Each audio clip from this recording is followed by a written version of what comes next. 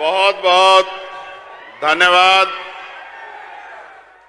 आज के इस सभा का संचालन कर रहे केसी बांगड़ जी। आज उचाना मंडी में आजाद समाज पार्टी और जननायक जनता पार्टी की इस संयुक्त सभा में यहां उपस्थित इस क्षेत्र की महान जनता का मैं दोनों हाथ जोड़ के बहुत बहुत धन्यवाद करता हूं। साथ साथ यहां बड़ी संख्या में आई मातृशक्ति का भी मैं दोनों हाथ जोड़ के बहुत बहुत धन्यवाद करता हूं।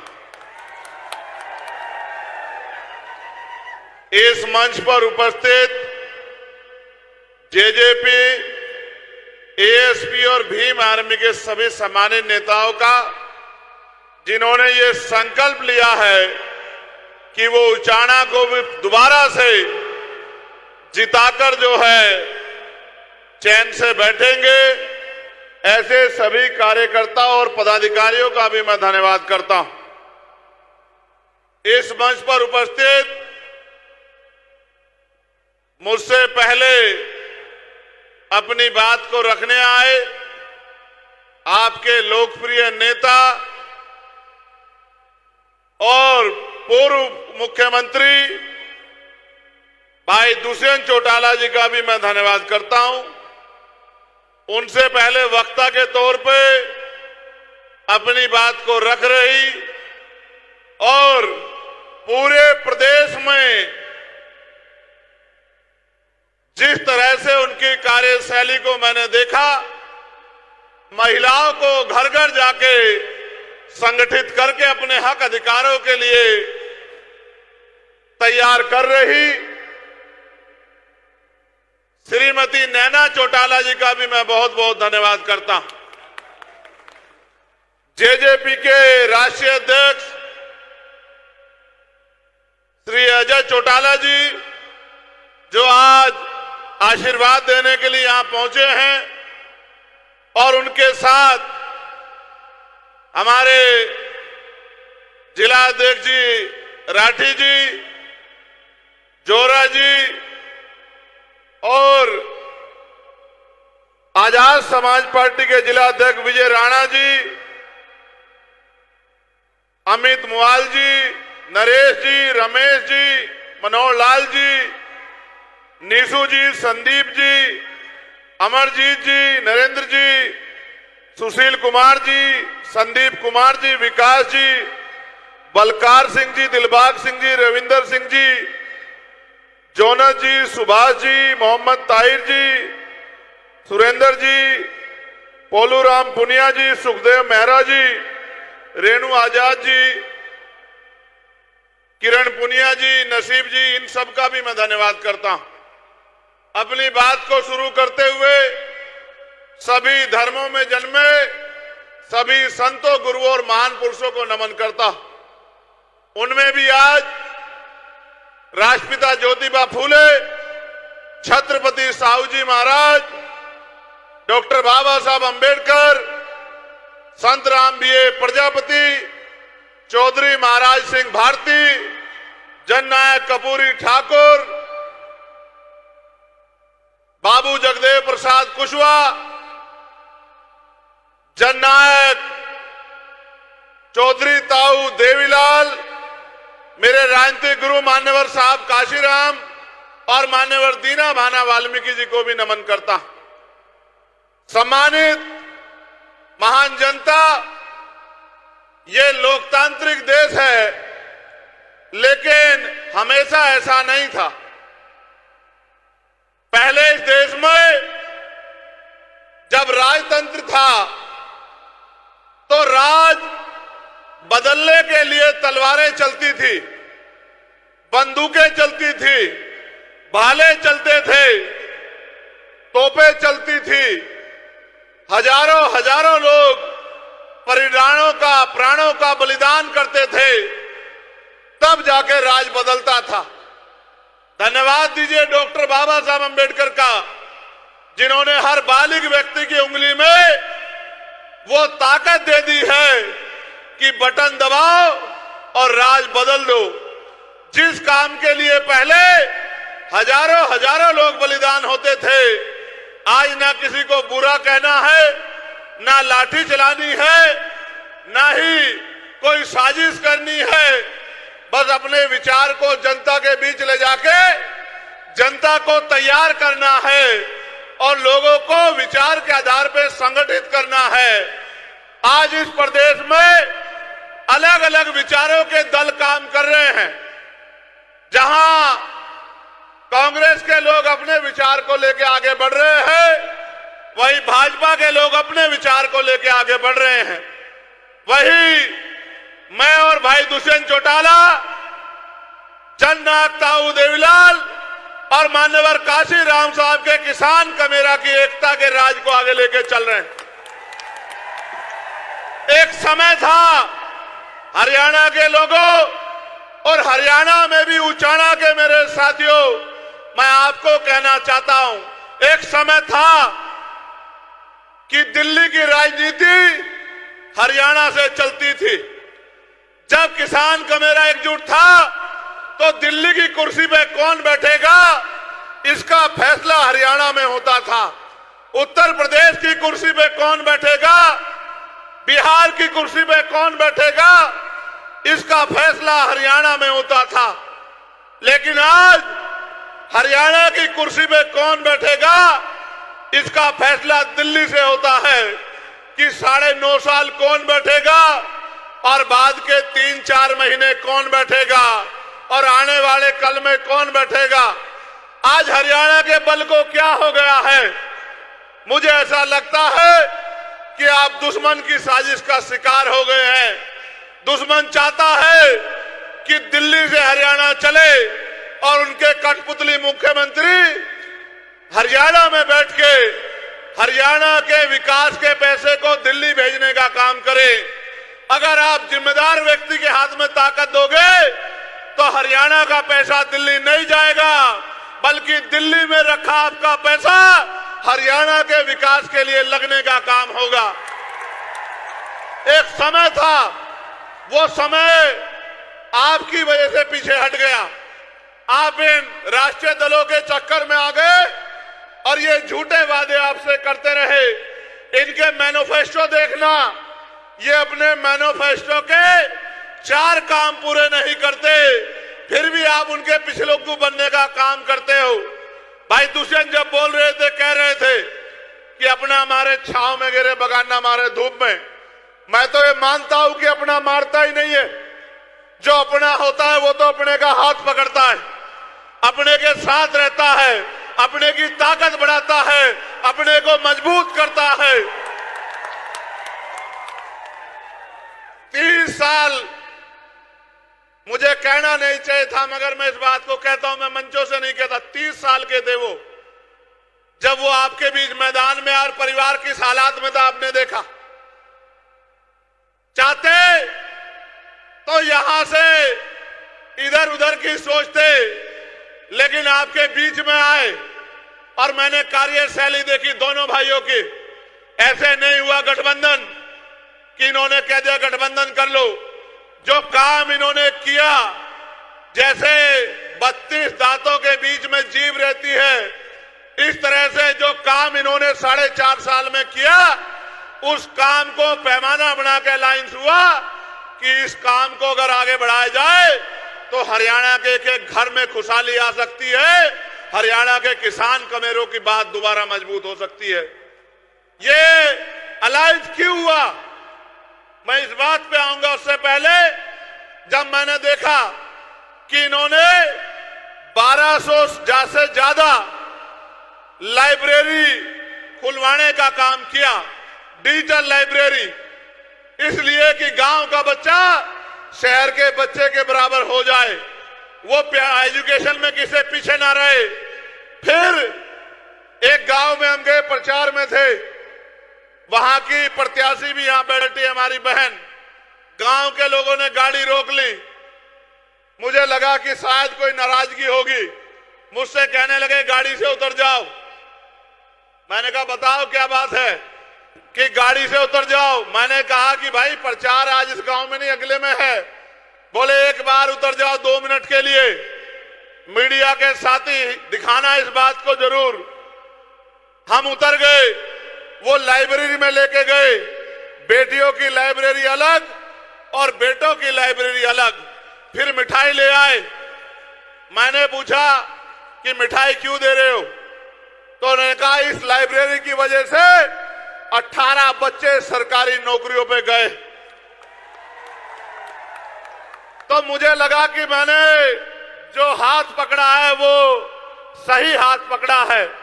हमने मैनिफेस्टो बनाया बैठ के। मैनिफेस्टो में आपके लिए मैनिफेस्टो पढ़ना। मैं नौजवान साथियों से कहूंगा जो बेरोजगार घूम रहे हैं, जो अच्छी शिक्षा चाहते हैं, यहां की जनता जो अच्छी हेल्थ चाहती है कि चिकित्सा व्यवस्था अच्छी हो, हमारा मैनिफेस्टो पढ़ना कि हमने अमीरों को ताकतवर बनाने के लिए मैनिफेस्टो बनाया या गरीब की कटती जेब को रोकने के लिए और गरीब के जेब में पैसे डालने के लिए मैनिफेस्टो बनाया। पढ़ना आप लोग।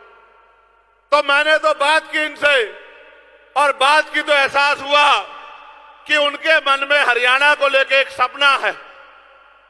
जिनके भरोसे चुनाव लड़ा, जिनके लिए दिन रात मेहनत की, जिनके लिए वोट मांगे, वो तो उसी दिन हाथ छोड़ के चले गए थे जिस दिन राज में आने के लिए सरकारें बनने का फैसला हो रहा था। उन्होंने भी उनके साथ आगे बढ़ने का निर्णय लिया। 6 महीने पहले सरकार छोड़ी। उचाना के लोगों आप बताओ, अगर सरकार छोड़ने के बाद क्या भाजपा की सरकार यहां गिर गई या चली? बताओ, गिरी या चली? चली ना। तो इसका मतलब अगर ये परिवार, और मैं धन्यवाद दूंगा अमरजीत ढांडा जी का कि वो एक वफादार सिपाही की तरह इनके साथ खड़े रहे, अपनी पार्टी का झंडा डंडा पकड़ के रखा। मैं तो जानता हूं, मेरे साथी यहां खड़े हैं, एक एक दिन मैंने जिस दिन उनसे कहा कि मुझे उचाना चाहिए, उस दिन से लेकर आज तक उन्होंने पीछे पलट के नहीं देखा और दिन रात एक कर दिया। तो ऐसे हालात में निर्णय लेके आपकी सेवा के लिए आगे बढ़े। अभी आपने देखा 2 दिन पहले किस तरह का माहौल बनाया गया। गाड़ियां तोड़ने का प्रयास, डराने का प्रयास। आपको लगता है कि हम डरने वाले लोग हैं? आप बताओ, डरने वाले लोग हैं हम तो वो है जो बंजर भूमि का सीना चीर के फसल उगाते हैं। हम किसान कमेरे लोग हैं, जहां जानवर भी नहीं रहता, अपने पसीने से खून से वहां महल बनाते हैं संघर्ष करके। हम तो संघर्षशील लोग हैं। इनके डराने से मैं डर जाऊंगा? इनको एहसास नहीं कि मैं जिनमें पैदा हुआ हूं, अगर मुझे कील भी लगेगी तो वो इसका सारा जवाब वोट की चोट से देंगे। ये गलतफहमी में है। ऐसे गुंडे और ऐसी गुंडागर्दी मैंने बहुत बार देखी है। ये नहीं जानते कि मैंने तो आत्मसम्मान की लड़ाई लड़ते हुए, अपने लोगों की स्वाभिमान की लड़ाई लड़ते हुए 16-16 महीने जेल काटी है, कभी उफ तक नहीं कहा। दिल्ली में जब गुरु घर टूट गया तो 66 दिन तक जेल काटी। एनआरसी में 29 दिन तक जेल काटी। और जब मैं जेल में था और सतगुरु रविदास जी महाराज का अपमान हुआ, मैं धन्यवाद दूंगा कि 5 एकड़ जमीन में सतगुरु जी का गुरु घर बनाने की घोषणा मेरे भाई दुष्यंत चौटाला ने की।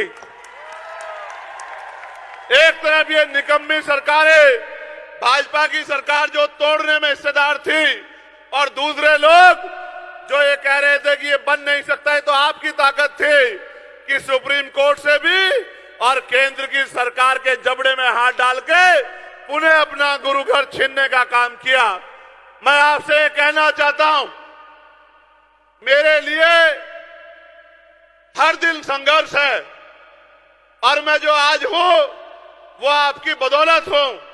जब ये पूरी राष्ट्रीय पार्टियां मुझे हराने के लिए नगीना में एडी चोटी का जोड़ लगा रही थी, जो आपकी हितैषी होने का यहां दावा कर रहे हैं, वो आपकी इस मजबूत आवाज को खत्म करने के लिए एडी चोटू का जोड़ लगा रहे थे। चाहे एनडीए अलायंस के लोग हो या इंडिया अलायंस के लोग हो या अन्य पार्टियां हो, जैसे आपने उनकी वहां जमानतें जब्त करके हमारा लोहा मनवाने का काम किया था, उचाना में भी उनकी जमानतें जब्त करके भाई दुष्यंत जी को असेंबली भेजने का काम करना। जहां दिल्ली में खड़े होके मैं आपके अधिकारों की रक्षा के लिए, किसानों के लिए, पहलवानों के लिए, तमाम तरह से अंतिम व्यक्ति के लिए दिल्ली में आवाज उठाने का काम करूंगा। आपकी ताकत बनके, आपकी लाठी बनके इन सामंतवादी सोच के लोगों को जो गुंडागर्दी कर रहे हैं, इनको जवाब देने के लिए मेरा भाई दुष्यंत जो है असेंबली में दहाड़ने का काम करेगा, आपकी ताकत बनने का काम करेगा। आप मुझे और दुष्यंत को अलग अलग मत मानना। आप जानते हैं हम स्वाभिमानी लोग हैं। अगर जबान देते हैं तो जान देते, हाथ पकड़ते तो छोड़ते नहीं है। आपके ऊपर छोड़ रहा हूं, अगले 3 दिन मेहनत करना, गांव गांव जाना, घर घर जाना, लोगों से वोट की अपील करना, क्योंकि बाबा साहब अंबेडकर ने कहा था political power is the master की। राजनीतिक सत्ता वो चाबी है जो आपकी सारी समस्याओं का हल कर देगी। अगर अगले 3 दिन आपने मेरी बात पे पहरा दे दिया और घर घर जाके अलग जगह दी और वोट की अपील कर ली, तो किसी की हिम्मत नहीं है कि आपका प्रत्याशी यहां किसी से पीछे रह जाए। अगले 3 दिन जिस तरह से आपने मेरी हर बात पे पहरा दिया है, अगले 3 दिन जुट जाओ, मेहनत करो, घर घर जाओ, बूथ मजबूत करो और 5 तारीख को ज्यादा से ज्यादा पोलिंग करा के एक एक व्यक्ति को बूथ तक लाके और अपनी वोट की चोट से एक क्रांति 5 तारीख को पैदा कर देना, जिसके लिए आपका धन्यवाद करने के लिए 8 तारीख के बाद मैं फिर से आपके बीच में लौटने का काम करूंगा। और मैं चैलेंज के तौर पे, टास्क के तौर पे आपसे कह रहा हूं, जिसका गांव, जिसका बूथ सबसे मजबूत होगा, सबसे पहले धन्यवाद कार्यक्रम उसी के गांव में होगा। ये जिम्मेदारी मैं आपको दे रहा हूं। मैं आखिरी बात आपसे कह रहा हूं, मान्यवर साहब श्री काशीराम कहते थे कि तमन्ना अगर सच्ची हो तो रास्ते 1000 होते हैं, तमन्ना अगर झूठी हो तो बहाने 1000 होते हैं। हमने सच्ची तमन्ना से एक चिराग जलाया है, एक पेड़ लगाया है, उसको सींच लो। 5 तारीख तक एक ऐसा वृक्ष बनेगा, अगले 30-40 साल तक किसी दूसरे की जरूरत नहीं पड़ेगी। आपको फल भी देगा, छांव भी देगा, आपकी सुरक्षा भी करेगा।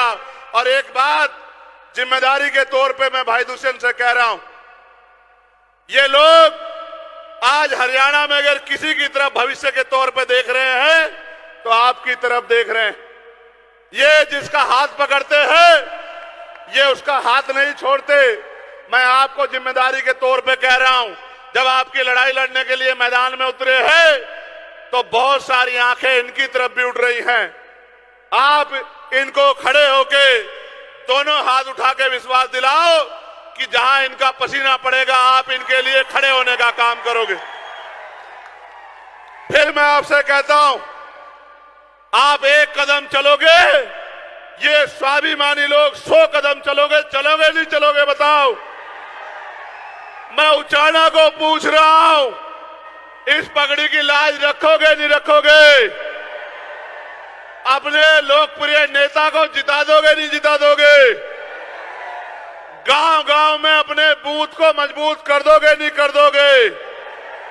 और भाई दुष्यंत के सर पे दोबारा से पगड़ी सजा दोगे, नहीं सजा दोगे?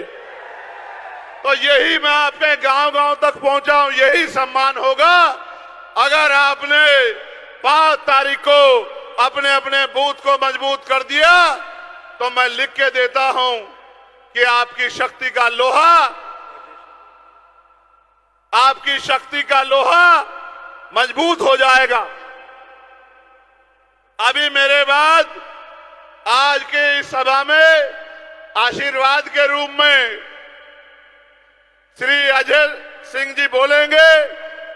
तब तक मैं यहां उपस्थित हूं, आप उनको सुन के जाना, लेकिन मेरे द्वारा एक बार जोरदार नारा लगा दो, जय भीम, जय भीम, जय भारत, जय भारत, जय संविधान, जय संविधान, जय जवान, जय जवान, जय किसान और महिला शक्ति जिंदाबाद।